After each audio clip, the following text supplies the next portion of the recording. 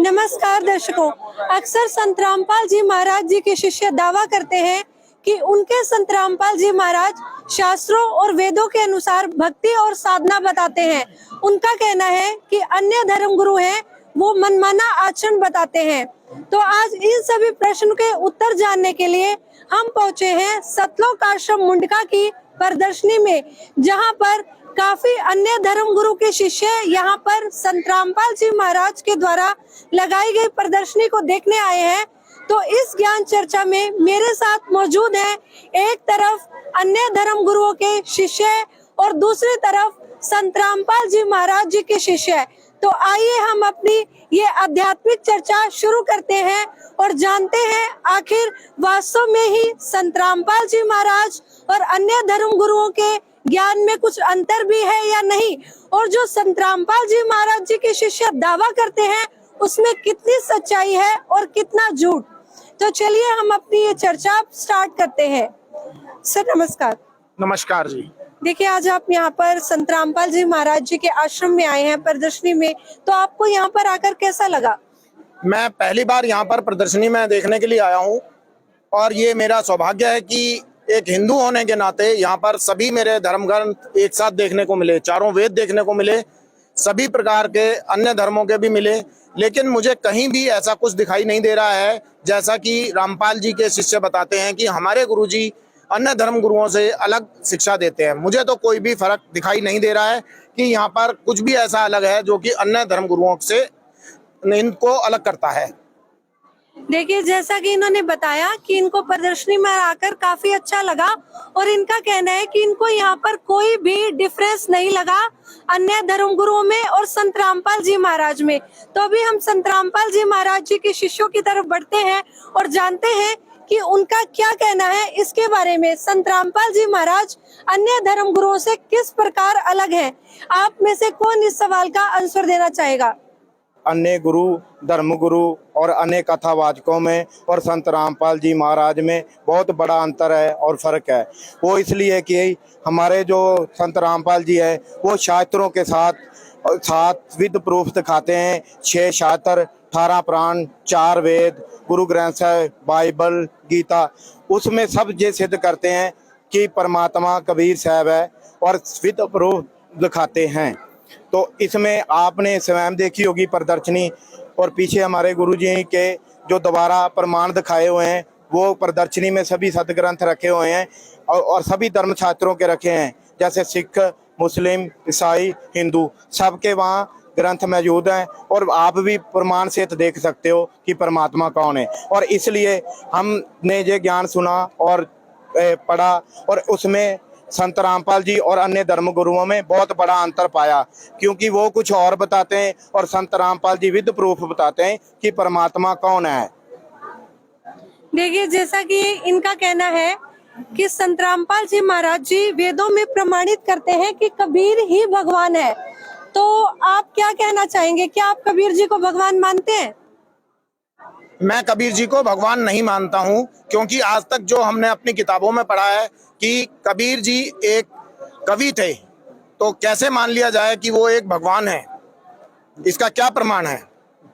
आप प्रमाण बताइए, ये जानना चाह रहे हैं संत रामपाल जी महाराज जी ने कहाँ पे प्रमाणित किया है कि कबीर जी ही भगवान है? नमस्कार जी। कबीर जी ही भगवान है, ये हमारे गुरुजियों ने, संत रामपाल जी महाराज ने प्रमाणित कर दिया गीता जी में और वेदों में। जैसे गीता अध्याय 8 के श्लोक 3 में पूर्ण परमात्मा, पूर्ण परमेश्वर की जानकारी है। और जैसे वेद है ऋग्वेद मंडल नंबर 9 सूक्त 86 मंत्र 26 और 27, ऋग्वेद मंडल नंबर 9 सूक्त 94 मंत्र 3, और जैसे यजुर्वेद है, यजुर्वेद अध्याय 5 के मंत्र नंबर 32 में, और यजुर्वेद अध्याय 40 के मंत्र 8 में। ये हमारे गुरुजियों ने प्रमाणित कर दिया कि कबीर ही भगवान है। और फिर जैसे गरीबदास जियों को मिले थे परमात्मा, तो गरीबदास जियों ने अपने ग्रंथ साहिब में भी मतलब प्रमाणित कर दिया कि जैसे वाणी बोली गरीबदास जियों ने कि अनंत कोट ब्रह्मंड का एक रति नहीं बार, और सतगुरु पुरुष कबीर है ये कुल के सृजनहार। तो हमारे गुरुजियों ने बिल्कुल गीता जी में और वेदों में बच्चे की तरह उंगली टेक टेक के बता दिया कि कबीर ही भगवान है। और कोई प्रमाण सहित बताना चाहे संत रामपाल जी महाराज जी का शिष्य है कि संत रामपाल जी महाराज ने प्रमाणित किया है कि कबीर जी भगवान है, कोई और इस सवाल का उत्तर देना चाहे? सत साहिब जी, जैसा कि ये जो सवाल है कि संत रामपाल जी महाराज जी ने और कहाँ बताया, हमारे अन्य जो जितने धर्म ग्रंथ हैं जैसे कुरान शरीफ हो गई, बाइबल हो गई, गुरु ग्रंथ साहिब हो गई, तो उनमें संत रामपाल जी महाराज जी ने बताया, जैसे कि गुरु ग्रंथ साहिब का महला पहला की वाणी है पेज नंबर 721 में, उसमें परमात्मा ने, उसमें कबीर साहिब उन्होंने गुरु नानक देव जी की जो वाणी है कि अर्ज गुफ्तम पेश तोदन कून करतान हक्का कबीर करीम तू बे ऐब परवरदिगार, तो उसमें साफ उन्होंने बताया गया है कि जो कबीर परमात्मा कबीर है वो परमात्मा है, वो करतार है। और हमारा कुरान शरीफ हम देखते हैं तो उसमें आयत नंबर 25 है, उसमें 25 आयत नंबर और 52 से लेके 59 में उसमें कबीर नाम स्पष्ट लिखा हुआ है, जो कि पूर्ण परमात्मा का नाम है, जिसको हम अल्लाह, खुदा, गॉड और अलग अलग नामों से जानते हैं। और भी जो हमारे जो धर्म गुरु जो हमारे जिनसे परमात्मा आके मिले, जैसे दादू जी, नानक जी, मीराबाई और भी गरीबदास जी हैं, उनको परमात्मा आके मिले, उन्होंने अपनी वाणियों में स्पष्ट किया हुआ है कि जो हमें सतलोक लेके गए, सचखंड लेके गए, वो पूर्ण परमात्मा कबीर साहिब जी हैं। जब हम उनकी वाणियों को डीपली पढ़ते हैं तो हमें उसमें ये चीजें पता चलती हैं कि जो पूर्ण परमात्मा सब सृष्टि रचनहार है वो कबीर साहिब जी हैं। तो देखिए सर, आपने काफी प्रमाण यहाँ पर संत रामपाल जी महाराज जी के शिष्यों के द्वारा बताया गया कि गीता में भी प्रमाण है, जो भी इन्होंने बताया आपने सुना, तो अब आप क्या कहना चाहेंगे? मैडम, मैं ये कहना चाहूँगा कि इसका मतलब जो अभी तक हमें पढ़ाया गया, सिखाया गया, क्या उन सब चीज़ों को मैं गलत मान लूँ? मेरे अलावा यहाँ पर और भी लोग खड़े हैं जो कि अन्य धर्मों से रिलेटेड हैं, जिनको अपने धर्म के बारे में पूर्ण ज्ञान है, तो उसके बारे में क्या कहना चाहेंगे? ये क्या गलत पढ़ाया गया, हमें गलत सिखाया गया है? हमारे धर्म मैडम खड़ी, मैडम ने बोला कि नानक साहब की वाणी है, उसे बोलते नानक साहब जी को बेग नदी के किनारे कबीर साहब मिले थे, तो मैंने कहीं देखा नहीं है कि नानक साहब कहीं वो कहते कि नानक जी भगवान है, हम वाहिगुरु वाहिगुरु बोलते हैं। अब मैं आया, इन्होंने मुझे कहा कि नानक देव जी थे, ऐसे बाला मराना को वहाँ पे ले गए, समुद्र के किनारे खड़े हो गए, वो चल रहे थे पानी के ऊपर धरती की तरह, तो ओम सोम कर रहे थे। तो मैंने तो कभी सुना नहीं। मैं गुरुद्वारे भी गया हूँ, शीशगंज भी गया हूँ, बंगला साहब भी गया हूँ, जितने दिल्ली में गुरुद्वारा सब में गया हूँ मैं। आज तक मुझे किसी ने बताया नहीं है कि नानक देव जी को गुरु थे, जिंदा महात्मा थे। वो तो भाई मुझे लेके आया यहाँ पे, वो मुझे कह रहा है कि ये देख, मुझे तो विश्वास नहीं हो रहा। मैं कैसे विश्वास करूँ कि प्रधान जी को कोई गुरु जिंदा महात्मा थे, इनको कबीर साहब मिले थे, मैं कैसे मान लूँ इस चीज़ को?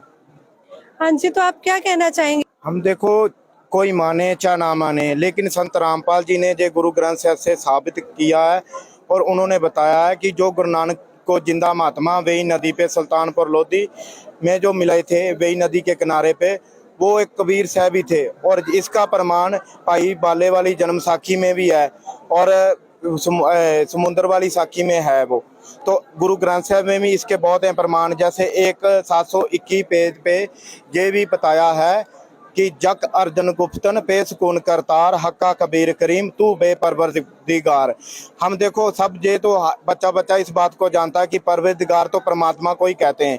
और गुरु ग्रंथ साहिब में बहुत में ऐसे प्रमाण है, जैसे 566 अंक पे एक गुरु नानक साहब की बाणी है, तेरे बंके लोइन दंतर साला सोने नक जिन लंबड़े वाला कंचन काया सोने की टाला। भी जहाँ तो खुद उन्होंने नानक साहब ने साबित किया है कि उसके कान भी हैं, आँख भी है और सोने उसके दांत भी है। तो एक उसमें एक बाणी में ये भी आता है, गुरु नानक साहब ने बता रखा है, नीच जात परदेसी मेरा खिन्ने आवे तिल जावे, जहाँ की संगत नानक करेंदा त्यों क्यों कर मूड़ा पावे। इसलिए ये साबित होता है। और हमारे गुरु जी ने, संत रामपाल जी महाराज ने ये साबित कि जो गुरु नानक देव जी के गुरु थे वो परम पूज्य परमेश्वर कबीर साहब जी थे, और स्वयं उसको सतलोक से डायरेक्ट सचखंड से आके और वेई नदी पे मिले थे और उनको वो ज्ञान दिया था, सचखंड का ज्ञान बताया था। तो और भी बहुत से प्रमाण है। एक बाणी है गुरु नानक साहब की, फाई सुरत मलुकी वेश हेठ गवाड़ा ठगी देश खरा सियाना बहुता पार्क धानक रूप रा करतार। जहाँ गुरु नानक साहब खुद बताते हैं कि वो धानक कांची में जो कबीर जलाया आम नागरिक का काम कर रहा है, जो वो दुनिया को ये फाई सुरत मलुकी वेश, मान लो फाई लोगों को वो अपनी मनमोहनी सूरत से फंसा रहा है और ठग रहा है। तो इसलिए हमने तो ये चीज सिद्ध की है गुरु जी ने कि वो गुरु ग्रंथ साहब में गुरु नानक देव के गुरु और कबीर परमात्मा ये कंप्लीट है। सर कहना चाहेंगे अब, इन्होंने आपको प्रमाण दिए हैं, इन्होंने गुरु ग्रंथ साहिब में आपको पेज नंबर भी बताया है कि वहाँ पर प्रमाण है, तो अब आप क्या कहना चाहेंगे? देखो, मैं जो उन्होंने बताया मुझे पेज, मेरे वीर जी ने, मैं अब देखूंगा कि कौन से पेज पे क्या लिखा हुआ है, ऐसे विश्वास करूंगा नहीं मैं। अब मैं ये भाई मेरे को कब से कहना है आप पंजाबी कौम से बिलोंग करते मैं हैं पंजाब और से गुरु जी। नानक देव जी को मानते हैं और आज तक आपने अपना ही गुरु ग्रंथ साहिब ही नहीं पढ़ा। देखो जी, हमने सुना है मैं कि गुरु नानक देव जी का ग्रंथ साहिब है, गीता है, जितने भी मेरे हिंदू भरा है गए ने सब नो गीता हिंदी है, पुराण है गए हैं। पर जो हमारे पंडित हैं, हमारे जो गुरु, हमारे जो हम जाते गुरुद्वारे में गुरु ग्रंथ साहिब के पास जाने देते किसी को, लेकिन वहाँ मैं देखा है कि वो बोलते हैं गुरु नानक देव जी भगवान है। तो इस भाई ने मुझे बताया, ये कब से मुझे कह रहा था कि चल वहाँ चल, मैं दिखाऊंगा तुझे कि कबीर साहब भगवान है, प्रमाण है। तो अभी मैं थोड़ा देख के है, बाकी पूछागा वीर जी ने दिखाओ मन किसे प्रमाण, ऐसे मानूंगा नहीं मैं। अभी इतना विश्वास से कह रहा मेरा भाई, तो मैं इसे पूरा देख के तसल्ली होगी तो फिर मैं मानूंगा कि हाँ भी गुरु नानक देव जी को भी जिंदा महात्मा मिलते, जिंदा कबीर जी है। मैं देखांगा, पूरा विश्वास करांगा, फिर मनांगा मैं गल नूं। हाँ, ये आपको बता रहे हैं, प्रमाण भी बता रहे हैं, अपना ग्रंथ साहिब भी बता रहे हैं कि वहाँ पर लिखा है, तो आप देखो जी, क्या कुछ भी कह ले हो, मैं कहना मैं मोदी का भतीजा हुआ, मान लेगा कोई? वो मेरा वी बन दिखाएगा, फिर मनांगा कि हाँ भी जिंदा महात्मा कबीर साहब सीगे ते बिन नदी के किनारे कबीर साहब गुरु नानक देव जी ने लैके गए सीगे।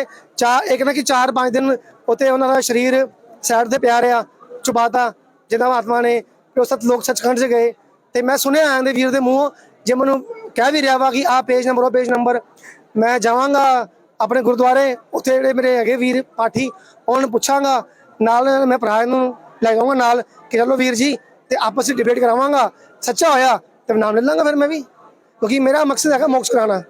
क्योंकि इंसान का जो मेन मकसद है ना, वो मोक्ष प्राप्ति है। धरती दे आन दा भगवान ने कहा कि धरती आन दा एकमात्र मकसद है वा मोक्ष प्राप्ति। इस तो अलावा जो भी है फालतू काम है गया। अगर मेरा मकसद पूरा हो जाएगा मोक्ष का, तो मैं की लेना वा, मेरा जीवन धरती दे आन दा मेरा मकसद पूरा हो जाएगा। तो मैं वीर नूं थैंक यू कहूँगा। अगर मैंने रास्ता मिल जाएगा, रब नूं पान दा रब मिल जाएगा, तो मेरे लिए तो बहुत चंगी गल है। क्या कहना चाहेंगे? ये कह रहे हैं कि आपको हमें दिखाना पड़ेगा कि कहाँ पर ये प्रमाण है, कौन से ग्रंथ में है, कहाँ है। ये प्रमाण 721 अंग पे भी है, और भाई बाले वाली जन्म साखी में भी है, और 24 अंग पे भी है, और भी है बहुत प्रमाण है। अगर भाई की इच्छा हो तो हम इसको जरूर दिखाएंगे और साबित करेंगे कि कबीर ही परमात्मा है। और ये हमारे गुरु जी जगत गुरु तत्वदर्शी संत रामपाल जी मार ने सबूत के साथ हमारे को दिखाया कि कबीर परमात्मा है। तो और भी अन्य धर्म गुरु के शिष्य हैं जो वो जुड़े हुए हैं और यहाँ संत रामपाल जी महाराज जी के आश्रम में आए हुए हैं, तो आइए उनसे भी जानते हैं और उनके क्या डाउट है संत रामपाल जी महाराज जी को लेकर और कैसा लगा उनको यहाँ पर आकर। सर नमस्कार। नमस्कार जी। आप यहाँ आए हो सतलोक आश्रम में, तो आपको यहाँ पर आकर कैसा लगा? बहुत अच्छा लगा मेरे को। यहाँ का जो बिहार है, भक्तों का खाने पीने का, और यहाँ जो इनका रहने का सिस्टम, खाने पीने का बहुत अच्छा है, और मेरे को बहुत अच्छा लगा। बाकी जगह पे गया मेरे को इतना सुविधा कहीं नहीं मिली।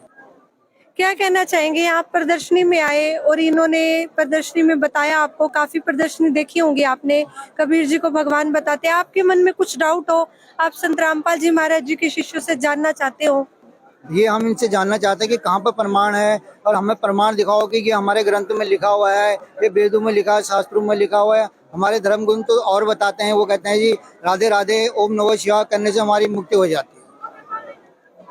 देखिए इनका कहना है कि जो हमारे वेद है, शास्त्र है, उनमें लिखा हुआ है कि राधे राधे श्री कृष्ण जाप करने से मुक्ति होती है। तो संत रामपाल जी महाराज जी के शिष्यों से पूछते हैं कि उनका क्या विचार है इसको लेकर। जी, अगर आपके धर्म गुरु और कथावाचक तो हैं, इन्होंने कभी गीता, वेद, पुराण आदि में ये प्रमाण बताया है कि भाई ये चीजें जो आप बता रहे हो, ओम नमः शिवाय, ओम भगवते वासुदेवाय नमः, राधे राधे, इन मंत्रों का जाप का प्रमाण दिया है कहीं कि ये मंत्र जाप करने के हैं? अगर दिया है तो लाओ गीता और वेद और दिखाओ, हमें भी दिखाओ, हम भी देखेंगे भी कि आप सही कह रहे हो या आपके कथावाचक सही कह रहे हैं। जी मैडम, क्या कहना जी मैडम, ये भाई साहब कह रहे हैं कि वेदों में लिखा है कि ये मंत्र नहीं है, ये मंत्र जो जाप करने के जो हम भाई साहब ने बताए हैं ये नहीं है। तो जैसे कि हम हनुमान जी के पुजारी हैं, हम हनुमान जी का हनुमान चालीसा करते हैं, हमारे जो कथावाचक हैं वो कहते हैं कि हनुमान जी सर्वश्रेष्ठ हैं। तो क्या हनुमान जी की भक्ति करने से राम जी को हम प्राप्त नहीं कर सकते क्या? ये मेरा क्वेश्चन है। हाँ जी, कौन बताना चाहेगा इस क्वेश्चन का आंसर? जैसा कि इन्होंने कहा कि हम राम जी की भक्ति करते हैं और हनुमान जी की भक्ति करते हैं, तो हनुमान जी सर्वश्रेष्ठ हैं। तो पहले तो हम इसको एक एग्जाम्पल से समझेंगे कि स्कूल में टीचर है और बहुत सारे बच्चे उनसे पढ़ रहे हैं। अगर एक स्टूडेंट उनमें से खड़ा होकर कहे कि मैं तुम्हें पढ़ाऊंगा, तो क्या वो बच्चों को सही शिक्षा दे पाएगा? नहीं दे पाएगा। तो ऐसे ही जो हनुमान जी थे वो राम जी के भगत थे वो। तो अगर हम एक भगत की भक्ति करेंगे तो हम पार नहीं हो सकते। और जब हम सुंदरकांड पढ़ते हैं तो उसमें अनुक्रमांक 4 में और दोहा नंबर 6 में हनुमान जी साफ कह रहे हैं कि जो जिस दिन मतलब अगर जिस दिन मेरा नाम लेगा ना, उसको उस दिन आहार भी नहीं मिलना चाहिए। तो वहाँ अपनी भक्ति के लिए वो साफ मना कर रहे हैं। तो फिर अगर हम हनुमान जी की भक्ति करेंगे तो हम पार कैसे हो सकते हैं? हमें सुख कैसे हो सकते हैं? क्या कहना चाहिए? हमारे जो धर्म है ना, हमारे जो कथावाचक हैं, उन्होंने हमको कभी ऐसा नहीं बताया है कि जय हनुमान जी राम की भक्ति करते थे तो आप नहीं पार होगे। हम तो हनुमान जी को ही बताते हैं, हनुमान जी की भक्ति करो, राम की प्राप्ति हो जाएगी। तो संत रामपाल जी महाराज जी के शिष्यों की बातों में आपको कितनी सच्चाई लगती है जो ये कह रहे हैं? क्या जैसे कि अगर प्रमाण दिखाते हैं मेरे को तो सच्चाई तो है ही है। धर्मगुरु अगर नहीं मेरे को खोल के दिखाएंगे तो उनकी बात तो गलत है ही है। अगर ये हमको प्रमाण दिखाते हैं कि कहीं गीता जी में ऐसा लिखा है या वेद में लिखा है तो हम मानेंगे। देखिए, काफी रोचक विषय बनता जा रहा है ये आध्यात्मिक ज्ञान चर्चा। इधर से संत रामपाल जी महाराज जी प्रमाण सहित अपने जवाब दे रहे हैं और जो अन्य धर्म गुरुओं के शिष्य आए हुए हैं उनके यहाँ पर जो डाउट है वो क्लियर हो रहे हैं। तो और भी कुछ है जो अन्य धर्म गुरुओं के शिष्य हैं वो मेरे साथ जुड़े हुए हैं, तो आइए उनसे भी जानते हैं उनके क्या डाउट है संत रामपाल जी महाराज जी को लेकर और इनकी भक्ति को लेकर, और उनको यहाँ पर आकर कैसा लगा।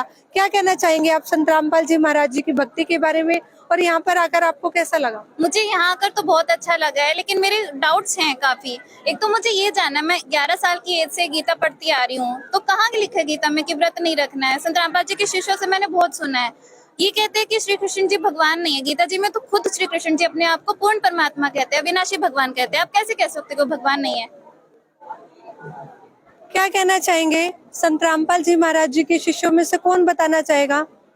जैसे इन्होंने कहा कि हमने तो आज तक पढ़ा ही नहीं है गीता में व्रत के लिए मना है। जब गीता हम खोल के देखते हैं तो उसमें गीता जी अध्याय 6 के श्लोक 16 में साफ मना करा गया है व्रत के लिए, और अध्याय 16 के 23 में बोला गया कि जो शास्त्र विधि को त्याग कर मनमाना आचरण करते हैं, मीन्स जो हमारे गीता वेद शास्त्रों में जो कहा गया है, अगर आप उसके अगेंस्ट जाओगे तो आपको कोई बेनिफिट नहीं होंगे। तो अगर उसमें गीता में अगर व्रत के लिए मना करा और आप व्रत कर रहे हो तो फिर आप कैसे लाभ की उम्मीद कर सकते हैं? तो ये जो चल रहे हैं ये शास्त्रों के विरुद्ध चल रहे हैं, उससे इन्हें कोई सुख नहीं हो सकता।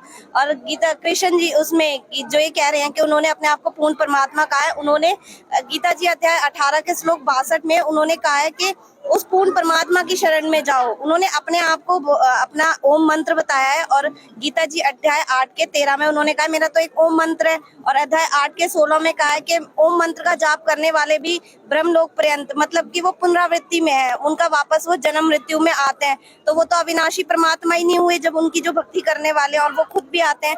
तो उन्होंने जो इशारा किया है वो अध्याय 18 के श्लोक 62 में किया है कि उस पूर्ण परमात्मा की शरण में जाओ, उनकी भक्ति करने से ही तुम जो सनातन परम धाम है तुम उसको प्राप्त कर जाओगे।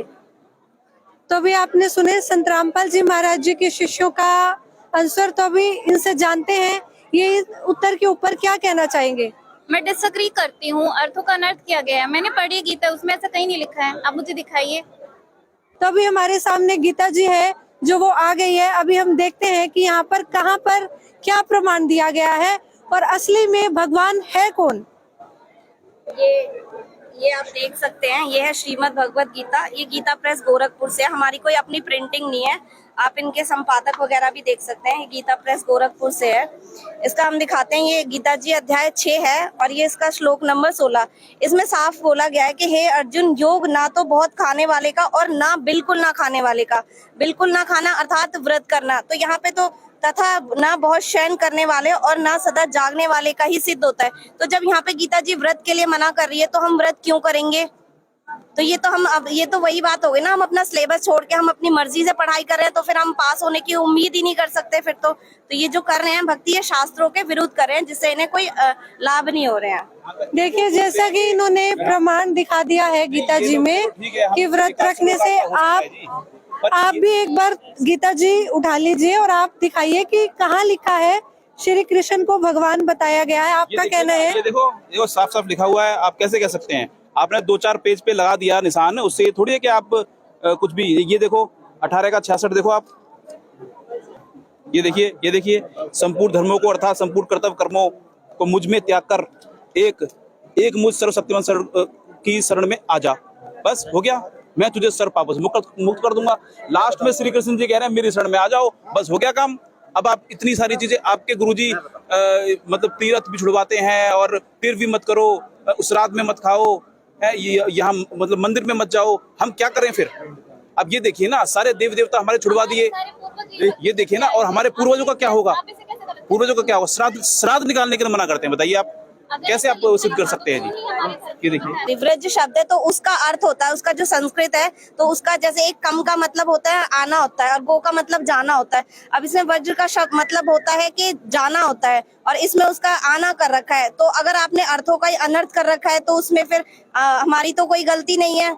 अगर आपके जो अनुवाद करता है उनको ट्रांसलेट उसका ठीक नहीं आया तो उसमें हमारा कोई फॉल्ट नहीं है। आप देख सकते हैं जो हमारे आप संस्कृत भाषा का आप हिंदी सरलाद भी देख सकते हैं। व्रज का अर्थ मतलब होता है जाना और इन्होंने आना कर रखा है। तो जो तत्वदर्शी संत होता है ना, जो गीता जी अध्याय 4 के 34 में बोला गया, वही वेद और शास्त्रों का संपूर्ण ज्ञाता होता है। तभी बोला गया कि तत्वदर्शी संत की खोज करिए। ऐसे भी कोई 2 बातें जानने से और गीता लेके बस हम वरवरी बोल रहे हैं, आपको कहानियां सुना रहे हैं, उससे कहने से कोई ज्ञानी नहीं हो जाता। ज्ञानी वो होता है जो हमारे वेद और शास्त्रों के अनुसार ज्ञान दे। और संत रामपाल जी महाराज जी 18 वेद जो हमारे 4 वेद 18 पुराण जो शास्त्र हैं उनके अनुसार ज्ञान देते हैं। वो कोई हवा में बातें नहीं करते हैं। आप क्या कहना चाहेंगे? मैं ये कहना चाहूँगा, जो ये कह रहे थे भाई साहब के 66 में आने की कह रहा है, ये क्लियर है, गीता जी ने भी क्लियर कर दिया कि सर्वधर्मान परित्यज्य एकम शरणं व्रज। व्रज का मतलब जाना होता है, आना नहीं होता। जैसे गो जाना, कोई गो का अर्थ कम करे तो ठीक नहीं है। और इन्होंने बताया कि हमारे देवी देवताओं को छुटवा रहे हैं और पितृ पूजा मतलब छुटवा रहे, श्राद्ध छुटवा रहे हैं। तो मैं इसको भाई साहब को ये बताना चाहूँगा कि हमारे गुरुजी देवी देवताओं के असली मंत्र बताते हैं, देवी देवताओं को छुड़वा नहीं रहे हो। जैसे हमारे गुरुजियों ने बताया कि तीनों देवा कमल दल बसे, ब्रह्मा विष्णु महेश, और प्रथम इनकी वंदना फिर ले सतुर उपदेश। तो असली जो मंत्र हैं ब्रह्मा विष्णु महेश जी के, वो असली मंत्र बताते हैं, गणेश जी के, शेरावाली जी के। और जो आप कह रहे थे कि श्राद्ध छुड़वाते हैं, श्राद्ध गीता जी में प्रमाणित कर दिया, गीता अध्याय 9 के नंबर 20 में, कि देवताओं को पूजने वाले देवताओं को प्राप्त होंगे, भूतों को पूजने वाले भूतों को प्राप्त होंगे, और मेरी पूजा करेंगे तो मुझे प्राप्त होंगे। गीता ज्ञानदाता कह रहे हैं। ये देखिए ये अध्याय 9 है, ये अध्याय 9 है हमारा और ये श्लोक नंबर 25 है। इसमें क्या लिखा हुआ है? देवताओं को पूजने वाले देवताओं को प्राप्त होते हैं, पितरों को पूजने वाले पितरों को प्राप्त होते हैं, और भूतों को पूजने वाले भूतों को प्राप्त होते हैं, और मेरा पूजन करने वाले भक्त मुझको ही प्राप्त होते हैं। अर्थात अगर आप भूतों की पूजा करोगे तो आप भूत योनि में जाओगे, पितरों की पूजा करोगे तो पितृ योनि में जाओगे, और उस एक पूर्ण परमात्मा की अगर आप भक्ति करते हैं तो आप उसी के पास जाएंगे। तो अब ये आप विचार कीजिए कि आपको भूतों के पास जाना है या फिर पूर्ण परमात्मा के पास जाना है। आप कहते हो कबीर भगवान है और हम कहते हैं कृष्ण भगवान है, तो कबीर भगवान ने कहाँ प्रमाण छोड़ा है कि मैं भगवान हूँ? कृष्ण भगवान ने प्रमाण छोड़ा है कि गोवर्धन उठा के और उन्होंने वहाँ पे रख दिया, आज उसकी पूजा हो रही है। हाँ जी, बताइए कबीर जी ने कहाँ पर प्रमाण छोड़ा है कि वो कबीर जी हैं जो भगवान है? इनका ये प्रश्न है। अब पहले तो इनका जो एक सवाल था कि जिन्होंने कहा था अध्याय 18 के 66 में उन्होंने बोला है कि मेरी शरण में आ जा, तो ये हमारी गीता जी है, इसमें आप देख सकते हो, ये है वो 66वां श्लोक। इसमें कहा संपूर्ण धर्मों को अर्थात संपूर्ण कर्तव्य कर्मों को त्याग कर मुझे एक सर्वशक्तिमान सर्वाधार परमेश्वर आ जा। यहाँ पे लिखा हुआ है व्रज शब्द लिखा हुआ है, तो हम आपको ये है व्रज शब्द। अब ये देखिए, ये है संस्कृत हिंदी कोश, इसमें ये देखिए ये है व्रज शब्द। व्रज का अर्थ क्या होता है? चलना और जाना। और जो हमारे अनुवाद करता है उन्होंने धर्म गुरु हैं, उन्होंने आज तक हमें क्या बताया है कि व्रज का शब्द मतलब होता है कि आना, और सारा जो गीता का अर्थ है वो अनर्थ कर रखा है और अपनी गलत भक्ति साधना में हमें लिप्त कर रखा था, जो कि संत रामपाल जी महाराज जी ने हमें सारे वेद शास्त्र खोल खोल के दिखाए हैं, और वो एक बात को साबित करने के लिए 100 प्रमाण देते हैं। और इनका एक सवाल है कि जो श्री कृष्ण भगवान है, उन्होंने गोवर्धन उठाकर अपना प्रमाण दिया है कि वो भगवान है। कबीर साहिब जी ने ऐसा कौन सा प्रमाण छोड़ा है कि वो भगवान है? जैसे वेद में आते हैं, जो चारों वेद हमारे अध्यात्म मार्ग के जो सिलेबस हैं, जैसे ऋग्वेद मंडल नंबर 9 सूक्त 86 मंत्र 26 और 27 में प्रमाण दे दिया कि वो परमात्मा दो लोक से आते हैं और सशरीर आते हैं और अपना कविताओं के द्वारा, दोहों के द्वारा अपना अध्यात्म जो वाणी है परमात्मा की, कबीर वाणी, वो बोलते हैं। और जैसे ऋग्वेद मंडल नंबर 9 सूक्त 1 मंत्र 9 में प्रमाण है कि उस परमात्मा की परवरिश कंवारी गाय के दूध से होती है। ये प्रमाण दिए गए हैं, कबीर साहिब ने प्रमाण दिया है वेदों में, क्योंकि वेद भी तो परमात्मा करता है ना, गीता जी और वेद वो परमात्मा करता है। तो परमात्मा करते कोई भी वेद या गीता झूठा नहीं हो सकता। जीव का जो जीव संज्ञा है वो झूठी हो सकती है, हम जीव समझ नहीं सकते उस चीज को। परमात्मा ने ही ये वेद दिए हैं और गीता जी जो गीता ज्ञान दाता है उसने तो बोल ही दिया गीता अध्याय 8 के श्लोक नंबर 13 में कि मेरा सिर्फ एक ओम मंत्र है, और गीता अध्याय 17 के श्लोक नंबर 23 में प्रमाणित है कि ओम तत्सत, ओम तो ब्रह्म ने बोल ही दिया मेरा ओम मंत्र है गीता ज्ञानदाता ने। और गीता ज्ञानदाता श्री कृष्ण नहीं है, गीता ज्ञानदाता ब्रह्म है, जो इनका ब्रह्मा विष्णु महेश का पिता है। जो गीता अध्याय मतलब 11 के श्लोक नंबर 32 में इसने खुद कह दिया कि मैं काल हूँ। श्री कृष्ण ने कभी नहीं कहा मैं काल हूँ। और गीता अध्याय 11 के श्लोक 47 48 में भी और 21 में भी कह दिया कि अर्जुन कह रहा है कि ऐसे सर्वबाहु, आप तो अपने मुख में सभी देवताओं को, सभी ऋषियों को समारे हो, आपकी कोई जाड़ों में लटक रहा है, कोई दाढ़ियों में लटक रहा है। तो गीता ज्ञानदाता ब्रह्म है, श्री कृष्ण जी नहीं है। श्री कृष्ण जी ने कभी नहीं कहा कि मैं मतलब काल हूँ। और श्री कृष्ण जी पहले महाभारत में इसको युधिष्ठिर को और कौरवों को अपना विराट दिखा चुके थे। और अर्जुन कह रहा है कि आपका ये विराट रूप देख के मैं सहस्रबाहु, सहस्रबाहु का मतलब 1000 भुजाओं वाले, और श्री कृष्ण जी सिर्फ 4 भुजाओं वाले हैं। तो सहस्रबाहु का मतलब 1000 भुजाओं वाला वो काल है, वो ब्रह्मा विष्णु महेश का पिता है, वो ब्रह्म है। हमारे गुरुजी ने साबित करके दिखा। जैसा कि अभी इन्होंने कहा था कि कहाँ उन्होंने प्रमाण दिया कबीर जी ने कि वो परमात्मा है। ये देखिए, ये हमारे पास अथर्ववेद है, हिंदी भाषा ये है। और ये देखिए, ये एक श्लोक है, ये 4था कांड है, पेज नंबर आप देख सकते हैं। ये देखिए यहाँ पे साफ साफ लिखा हुआ है कबीर देव, ये आप देख सकते हैं, ये रहा कबीर देव। और यहाँ पे जब इन्होंने इसका सरलार्थ किया है तो इन्होंने कवि का इन्होंने शॉर्ट कर दिया और उसका अर्थ मेधावी कर दिया। अब आप बताइए कि नाम है, अगर किसी का नाम राहुल है और उसका नाम हटा के हम मेधावी या कुछ और लिख दे तो उससे क्या उसका अर्थ बदल जाएगा? नहीं ना। तो यहाँ पे साफ स्पष्ट है कि वो कबीर देव है। और आपको एक और दिखाते हैं, ये देखिए, ये हमारा है ऋग्वेद है। ये ऋग्वेद में ये देखिए, ये ऋग्वेद मंडल नंबर ये सूक्त, और ये देख सकते हैं आप, ये देखिए ये लिखा हुआ है वह परमात्मा, ये कवि यहाँ पे लिखा हुआ है कबीर देव। इन्होंने फिर इसका वो करा हुआ है शॉर्ट, कवि मेधावी है और वह सबका रक्षक है। तो जो किसी को मारता नहीं है, जो बचाता है, वो रक्षक, वो पूर्ण परमात्मा, वो कबीर साहिब जी है। ये हमारे वेद भी स्पष्ट कर रहे हैं। और जहाँ इन्होंने की कि हमारे धर्म, उनको गुरुओं को ज्ञान नहीं था और किसी को पता नहीं था आज तक, सिर्फ संत रामपाल जी महाराज जी ने बताया।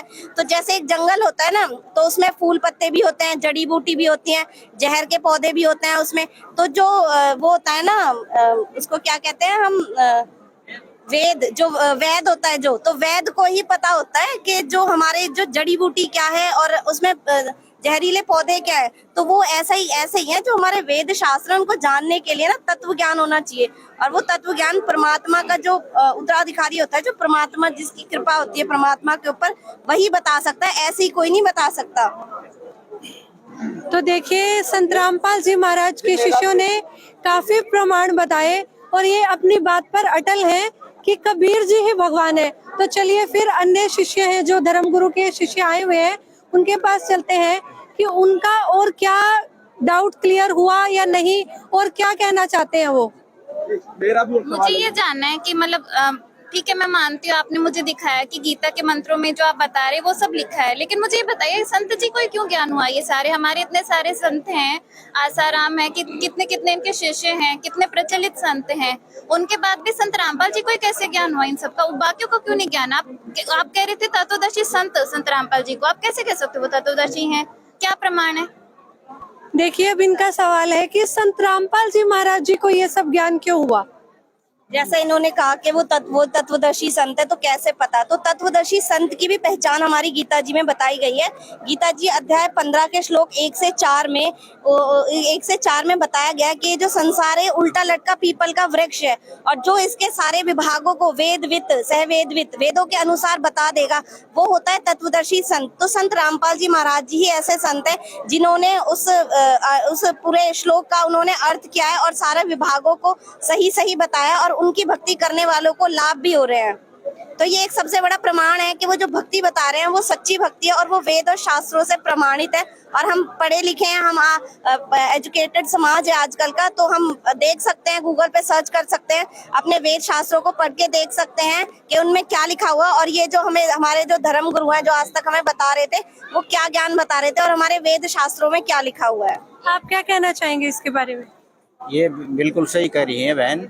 मतलब जैसे गुरु, असली गुरु की तत्वदर्शी संत की जो पहचान बताई वो बिल्कुल ठीक कहा है इन्होंने कि उल्टे लटके हुए संसार रूपी वृक्ष के जो सभी संत बता देगा सहवेदवित, वो ही तत्वदर्शी संत होते हैं। और जैसे हमारे गुरु जी ने बताया कि गुरु बिन काहू न कहा ज्ञाना, जो थोथा बूझ चढ़े मूड किसाना। गुरु बिन वेद पढ़े जो प्राणी, समझे ना सार रहे अज्ञानी। जैसे भाई साहब कह रहे थे कि हमने गीता पढ़ी ही नहीं, तो हमारे गुरुजियों की बुकें हैं, ज्ञान गंगा है, जीने की राह है। हमारे गुरुजियों ने हमारे को अपने जितने भी अनुयायी हैं संत रामपाल जी महाराज के, वो उंगलियों पे गीता जी को रटवा दिया है बिल्कुल पूरा का पूरा। और गुरु के बगैर ज्ञान नहीं हो सकता। जैसे बच्चा स्कूल जाता है तो वो टीचर जो होता है वो उसका बच्चे का गुरु होता है, और वो गुरु उसमें सिलेबस के अनुसार पढ़ाएगा और वो बच्चा उसमें पेपर में लिखेगा पास होगा। ऐसे ही हमारे गुरुजी तत्वदर्शी संत हैं, और तत्वदर्शी संत की पहचान बताई दिया है गीता अध्याय 15 के श्लोक नंबर 1 से 4 में। ये उल्टे लटके हुए संसार रूपी वृक्ष के जो सभी छंद बता देगा वही तत्वदर्शी संत है। जैसे अक्षर पुरुष एक पेड़ है, निरंजन वा की डार, और तीनों देवा शाखाएं, ये 5 रूप संसार, वो पूर्ण परमात्मा तो प्रोक्ष है, जड़ है वो तो। लेकिन इस संसार ने क्या कर रखा है कि उल्टा जो पीपल का वृक्ष है उसके वो पत्तों में पानी डाल रहे हैं, तो जड़ में पानी डालना हमें। तो हमारे गुरुजियों ने इस समाज को जैसे आप लोग बता रहे हैं, इनको सबको बता दिया कि उल्टा लटका हुआ संसार रूपी वृक्ष उसको सीधा करो और जड़ में पानी डालो। आप पत्तों में पानी डाल रहे हो, ब्रह्मा विष्णु महेश को पूज रहे हो आप, तो आप जड़ में पानी डालोगे तो ब्रह्मा विष्णु महेश, जैसे जड़ में पानी डालोगे तने में जाएगा अक्षर पुरुष, फिर डार में जाएगा सर पुरुष, फिर तीनों देवा शाखा ब्रह्मा विष्णु महेश उनमें जाएगा, फिर हम 5 रूप संसार हैं, हमें ये फल अपने आप देंगे ही देंगे। तो तत्वदर्शी संत गीता अध्याय 4 के श्लोक 34 में जो कहा है, और गीता अध्याय 4 के ही 32 में जो सच्चिदानंद घन ब्रह्म की वाणी बोली है परमात्मा ने अपने मुख कमल से, उसका पूरा ज्ञान वो तत्व ज्ञान है। और उस तत्व ज्ञान को समझने के लिए तत्वदर्शी संतों के पास जाओ। उन तत्वदर्शी संत से नम्रता पूर्वक प्रश्न करने से और दंडोत प्रणाम करने से वो तत्वदर्शी संत तुम्हें उस परमात्म तत्व का उपदेश करेंगे। एक आंसर मैं भी देना चाहूंगी। जैसा कि मतलब दीदी ने कहा था कि हम कैसे पता लगाएं कि वो सतगुरु हैं। संत रामपाल जी महाराज जी जो है वो सतगुरु हैं। और फिर एक बात इन्होंने ये भी कही थी कि संत रामपाल जी महाराज जी को तो सतगुरु आप लोग कह रहे हो, बट जो अन्य धर्म गुरु हैं आप उन्हें क्यों नहीं कह रहे सतगुरु, उनका ज्ञान क्यों नहीं कह रहे? तो देखिए इसका जवाब जो ये है, जैसे हम वाणी है हमारी, गरीब सतगुरु के लक्षण को मधुर बैन विनोद, 4 वेद शास्त्र के है 18 बोध। सतगुरु की जो असली पहचान है वो ये है कि वो सतगुरु 4 वेद 6 शास्त्र 18 पुराण के अकॉर्डिंग ज्ञान बताता है। और ये बात मैं एकदम 100% गारंटी के साथ कह सकती हूँ, संत रामपाल जी महाराज जी के अलावा आज इस पूरे विश्व में कोई ऐसा धर्मगुरु नहीं है जिसने अपने सत्संग या प्रवचन में कभी भी किसी गीता को, किसी वेद को खोल के बता दिया हो कि यहाँ पे ये लाइन लिखी हुई है। जबकि अगर भाई हम संत रामपाल जी महाराज जी की बात कर ले, वो जो अपने सत्संग सुनाते हैं उसमें वो जो है हाईलाइट करते हैं, क्योंकि हमारे स्कूल में क्या होता है, हम एनसीईआरटी पढ़ते हैं, हम एक एक पॉइंट को हाईलाइट करते हैं ताकि हम उसे आगे जाके समझ सके, जनता समझ सके, बच्चे समझ सके। इसलिए वो एक चीज को हाईलाइट करते हैं ताकि किसी को पढ़ने में कोई दिक्कत ना हो कि मैं गलत बोल रहा हूँ। यहाँ तक कि वो एक चीज और बोल देते हैं, अगर मैं ये बात गलत बोल रहा हूँ ना तो इस दास की जीभ कट जाए। तो सदगुरु के लक्षण यही है कि वो वेदों के अकॉर्डिंग ज्ञान दे रहा है। जब वो ये चीज बोल रहे हैं इस दास की एक शब्द पे जीभ कट जाए, हम तो भाई मनुष्य हैं, एक एक ना जाने कितने कितने झूठ बोल देते हैं। तो उनका कहना सिर्फ साफ है, मैं 4 वेदों के अकॉर्डिंग ज्ञान बता रहा हूँ, अगर किसी में हिम्मत है आओ मेरे साथ ज्ञान चर्चा कर लो। बट आज तक किसी भी धर्मगुरु, ना जाने कितने धर्मगुरु हो गए हैं, सब क्या करते हैं, चारों वेदों को लेते हैं, गीता को लेते हैं, जितने भी हमारे धर्मशास्त्र हैं, लाल कपड़े के अंदर उन्हें बांध देते हैं, कहते हैं आओ इन पे मत्था टेको। क्या वो सिर्फ मत्था टेकने के लिए है? क्या उनके अंदर जो ज्ञान है वो हमें प्रमाणित नहीं दिखाना चाहिए? हम जाते हैं पंडित वगैरह के पास, वो कहते हैं श्राद्ध निकालो। क्या आपने कभी उनसे प्रूफ मांगा कि हाँ इस श्राद्ध को निकालने का कहाँ प्रूफ दिखाया गया है? कभी किसी ने कहा नहीं, बस पंडित जी ये कह देते हैं, पूर्वज करते आ रहे हैं, आप भी इसके रीति रिवाजों को चलाओ। क्यों? आजकल का एजुकेटेड समाज है, पर्सन है, सब एजुकेशन प्राप्त कर रहे हैं, सबको एजुकेशन है। उस चीज का पहले प्रमाण मांगो, क्योंकि जब तक हमारे पास प्रमाण नहीं होगा ना, तब तक हम उस चीज को एक्सेप्ट नहीं कर सकते। इसलिए संत रामपाल जी महाराज जी को हम सदगुरु की उपाधि देते हैं, तत्वदर्शी संत की उपाधि देते हैं। तो भी अन्य धर्मगुरु के एक और शिष्य मेरे साथ जुड़े हैं, इनका भी एक सवाल है, तो आइए जानते हैं ये क्या कहना चाहते हैं संत रामपाल जी महाराज के बारे में। संत रामपाल जी महाराज के शिष्यों के उत्तर सुनकर हमें ऐसा लगा कि वास्तव में संत रामपाल जी महाराज और अन्य धर्मगुरुओं में जमीन आसमान का अंतर है।